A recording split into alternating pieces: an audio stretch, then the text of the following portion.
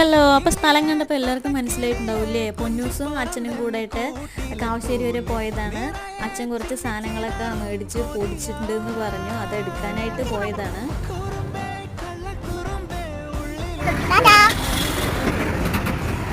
കാലത്ത് അച്ഛൻ വിളിച്ചിട്ടുണ്ടായിരുന്നു. അപ്പം ഞാൻ മല്ലിപ്പൊടി തീർന്ന കാര്യം പറഞ്ഞിട്ടുണ്ടായിരുന്നു. അത് കേൾക്കേണ്ട താമസം അരിയും മുളക് മല്ലി എല്ലാം മേടിച്ച് കഴുകി വൃത്തിയാക്കി പൊടിച്ച് കൊടുത്ത് വിട്ട സീനാണ് ഇപ്പോൾ കണ്ടുപിടിക്കുന്നത്.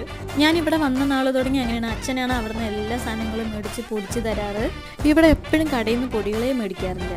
അപ്പോൾ ഇതിൽ അരിപ്പൊടി മുളക് പൊടി മല്ലിപ്പൊടി പിന്നെ 1 കിലോ പുളി എല്ലാം കൊടുത്തിട്ടുണ്ട്. പിന്നെ പെട്ടെന്ന് പറഞ്ഞുകൊണ്ടാവും അവിടെ ഉള്ളതെന്ന് 2 നാളികേരവും 2 നാരങ്ങ മാത്രമേ കൊടുത്തിട്ടുള്ളൂ.